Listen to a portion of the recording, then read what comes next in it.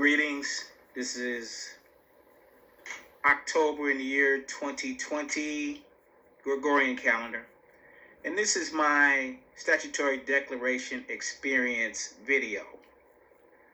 I want to highlight certain parts pertaining to the document, my actual document of my statutory declaration regarding my birth certificate, and more precisely, my certificate of live birth, number 59-3954. I'm Eric Harold McCauley, now known as Iran Torbet L.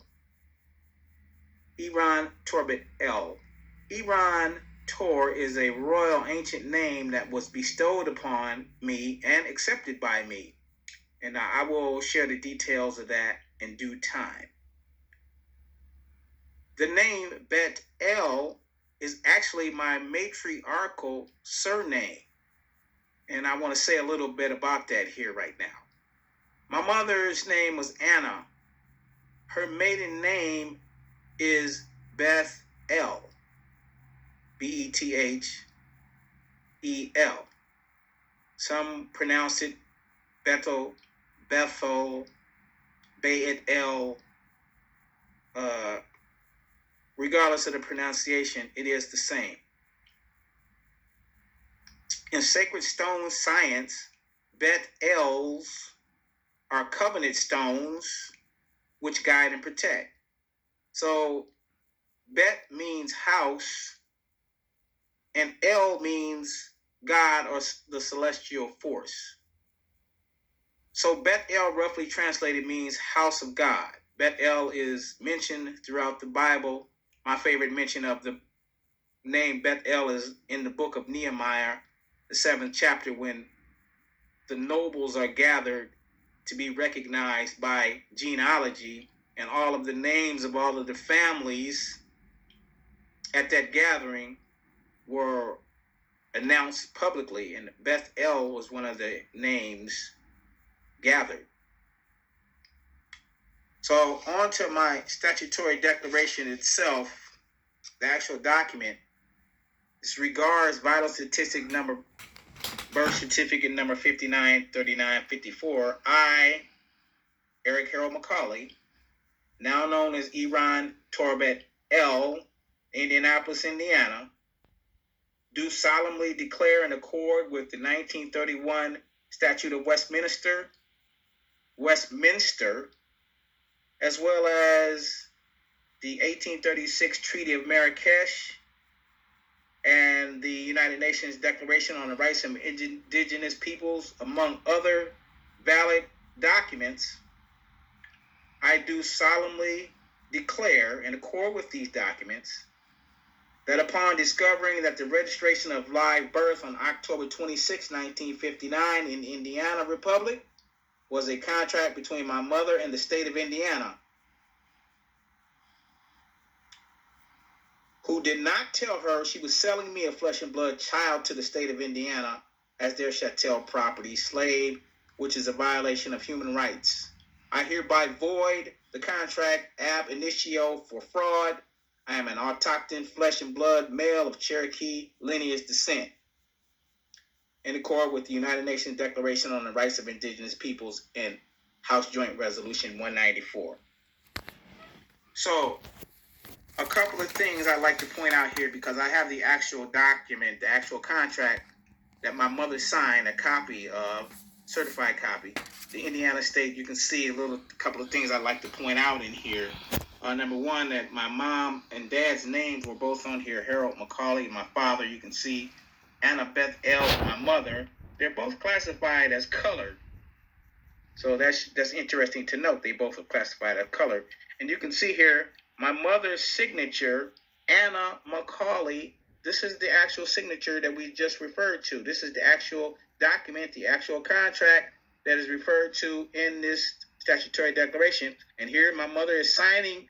And the most interesting part of this, of her in this document, is that she is signing this as the informant. The informant's name is on top of my mother's signature.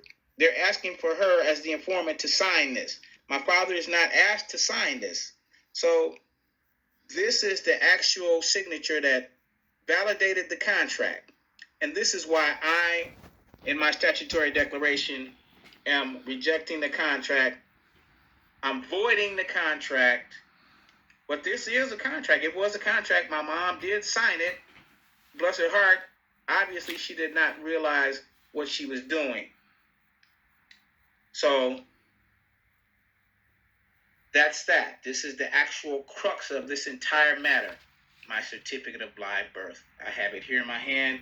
I'm voiding it in front of the entire world and for everybody. All right.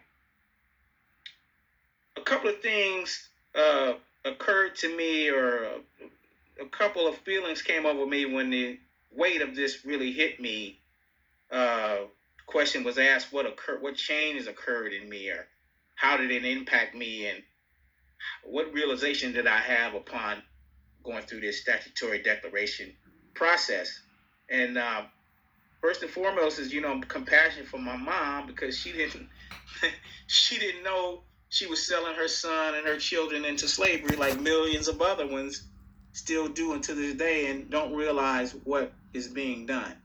And it's interesting to note, my mom, she only went to about the 8th grade, but her skill in writing and speaking and her command of the English language, and even though she was soft-spoken and didn't speak a lot, she was pretty well versed in letters.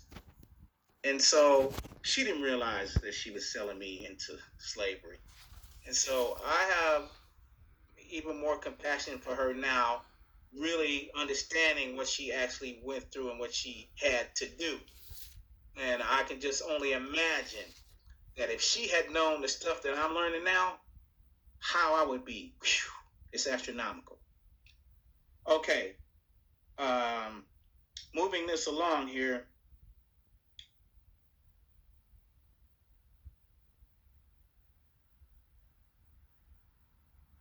The next part of the statutory declaration simply deals with the illegitimacy of Queen Elizabeth sitting on the British throne that she's on right now. Elizabeth Alexandra Mary Windsor is her name, and she was not the rightful monarch, and she never was, and she has not been the rightful monarch, and she knows that she's not, and she knew it when she went through her coronation.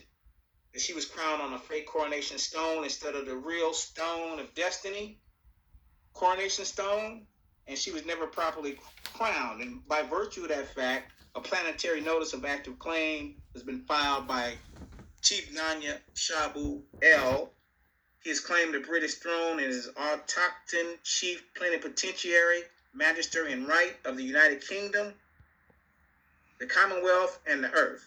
So Chief Nanya Shabu El has issued a planetary notice of active claim. He has claimed the British throne. He has published this active claim on Facebook on December 21, 2019. October 19, 2019, October 16th, 2019 is when Elizabeth appeared in public without wearing her crown.